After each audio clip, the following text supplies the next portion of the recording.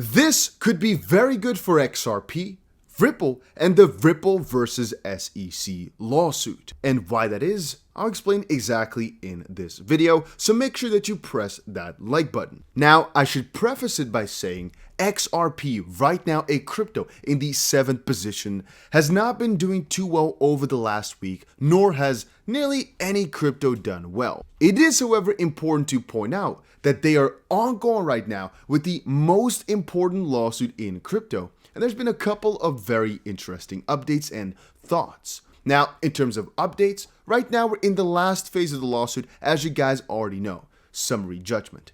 And right now there's been a party, Paradigm, who have also decided to basically join Ripple's fight versus the SEC, as again, XRP was sued for basically being a security. Well, what exactly they're being sued for is still up for debate, as even lawyers that are very much on the case don't fully understand if the SEC is trying to get every XRP transaction from now on like banned, or if they're trying to say that only the past XRP was a security or anything of that sort is kind of vague. What we do know though is that they're in a battle with the SEC over that, and Paradigm apparently has also come out to basically side with Ripple.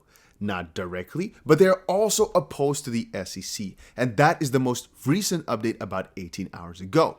So what happened was Paradigm Operations filed a motion to basically join the court or help out the court as a friend of the court, opposing the SEC's characterization of the underlying crypto assets themselves as securities. And like I just said at the start, what exactly the SEC is trying to allege is quite difficult to figure out, as it changed over the last couple of months and years. But one thing that they've done is trying to say that, well, with the old definition of securities, the Howey test, 1930 or something like that, 80 years ago, there's this whole debacle about orange groves. Nowhere is it said, however, that the oranges themselves are the securities, and the SEC is trying to say the XRP or security makes no sense. And it's kind of good that some parties are coming out to indirectly, I guess, also support XRP through basically opposing the SEC. I think that's good enough. And the reason I am saying that is because this literally showcases my most important point. And I've said this actually on multiple different occasions over on my Twitter. The Ripple and XRP community are fighting the most important battle for crypto adoption in the US as we speak. The way the SEC is handling crypto right now is, in my opinion, absolutely awful, and not many are brave enough to speak out. That's why I respect BitBoy so much for speaking out against Sam Bankman-Fried.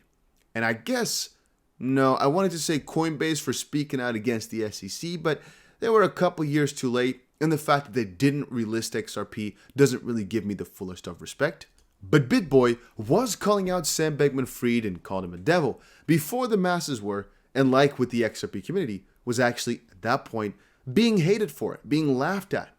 All I say is look at the facts and make sure that eventually you're going to be on the right side of history. And honestly, that's exactly a choice or a thought that you should be having right now. Which side is going to be the right side of history, and how do I stay on that side? What exactly does it mean to be on the right side?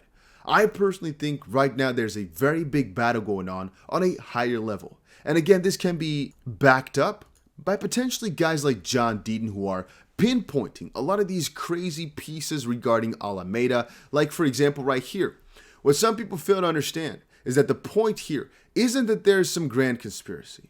The point is that Sam Bankman-Fried bought access to regulators through money and his family's political connections. Ask yourself something. Why did Sam Bankman-Fried have such access? FTX was an offshore exchange. Why was Sam Bankman-Fried leading the policy debate? Why was he testifying before Congress? Coinbase is the largest exchange in the US and is a publicly traded company that has been attempting to work with the SEC. In fact, Coinbase has a broker-dealer license. Yet Brian Armstrong was shut out, threatened to be sued over Coinbase's lend product. The CEO of the largest exchange in the US was denied meetings. He even tweeted out his infrastructure. Kraken FX, again, US. Why not talk to them? In the meantime, Kevin O'Leary and others rushed to join Sam Bankman-Fried's team. We watched that in my earlier video on FTX from earlier today. If you haven't checked it out just right now. You should. And now those people are demanding we rush legislation because an offshore exchange collapsed because of theft. Our political leaders' solutions is to push legislation co-written by the man that stole $10 billion from the consumers. We need to ask why Sam Bankman-Fried was given priority and access. Right now, I tend to lean towards him being the second biggest donor to the Empower ones and his political connections. Go ahead, call me conspiracy theorist all you want. If Gensler has nothing to hide, release everything.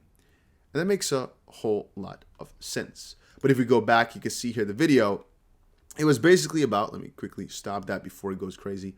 Good job, Charles. Gary Gensler's old boss at MIT is the father of the Alameda CEO, Caroline Ellison.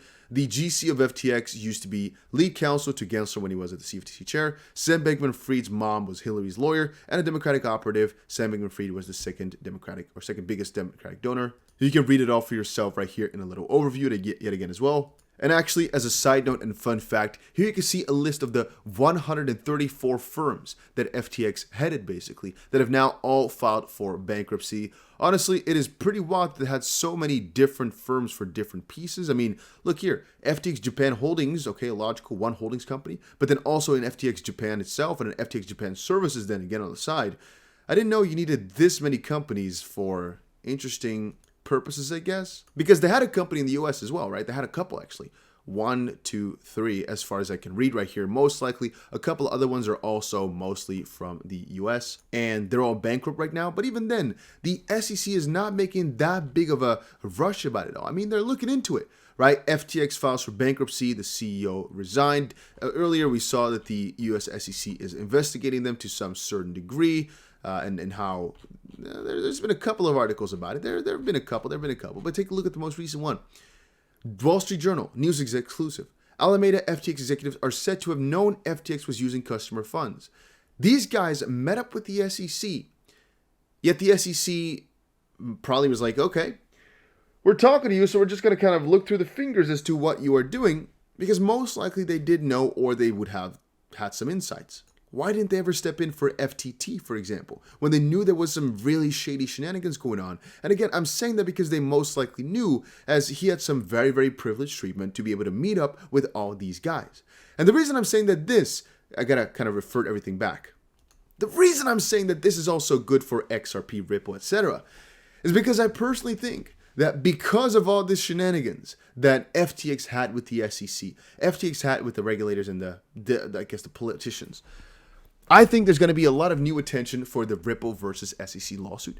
Most importantly, for crypto regulation that is already happening right now as we speak, right? They're going to all look at what the SEC has done for FTX, what they're going to do. It's going to put a lot of spotlight on them. If they make the wrong choice, boom, people are going to look at them and say, yeah, you made a wrong choice. Let's look into everything else you're doing at crypto. Ripple, you're also doing a bad job there. Let's get him out. Or they're going to look at, hey, FTX was connected to Gensler so much. What's going on right there? Which again is good for the Ripple versus SEC lawsuit. Another one is just more eyes on crypto regulation, literally. And they might look and say, oh, well, they're going to look and become more scrutinized. Well, they're already pressuring one crypto, which is the future of cryptocurrency regulation in the US. Let's look into that one then. And yada, yada, yada. I just personally think they're going to get a lot more support because of what I stated earlier over on the Twitter app right here, like this. The fact that right now, Ripple is basically standing up for themselves, saying, hey, there's something really bad going on. Guys, take a look at this and make sure you fight for your rights. Where, again, BitBoy was kind of doing the same thing with FTX, saying, hey, there's something bad going on, take a look at it. He was laughed at and ignored and kind of called out. Eventually, though, people will look back and think, oh, wait a minute, they were absolutely right. And I think we're in the same situation with Ripple and XRP, where we're right. XRP is not a security itself. Even Paradigm now just came in to state, hey, SEC, what you're claiming is BS. We've seen now as well, with the conclusion being here, that there are, I'd say, 14 parties basically on Ripple's side, and I believe 2 parties on the SEC side in terms of friends of the court. Numbers tell. In that sense, I can show you guys, I think there's, I don't have a list, but I think there's 14 on the Ripple side indirectly. There's 13 officially, 1 mediocrely on Ripple's side, and on the SEC side, there's 2. Numbers showcase already, just pretty plain and simple. that people are not on the SEC side on this one. And I just think the whole FTX debacle is going to put another dot on the map and showcase some of these potentially corrupt connections. Maybe it really is all a show. Maybe Ripple's in on it too. I don't know. Maybe it's just the SEC's Gensler that is having one major scheme all the way rooted throughout crypto. The whole Ripple lawsuit is weird. The whole FTX debacle, it is weird. I'm not a big conspiracy type of guy, but we all got to admit this is weird. It's also strange. It all doesn't make sense. But at the end of the day, I think it's honestly quite positive for Ripple. It's going to draw a lot of eyes on it. And people are going to call out the SEC for their BS. And hopefully there's going to have some Ripple effects to the whole Ripple case as well. But we shall see shortly. Guys, if you enjoyed it, make sure you press the like button. I've been thinking about this for a long time. Let me know your thoughts in the comments down below. And I'll see you guys again in another video. But make sure you subscribe to the channel.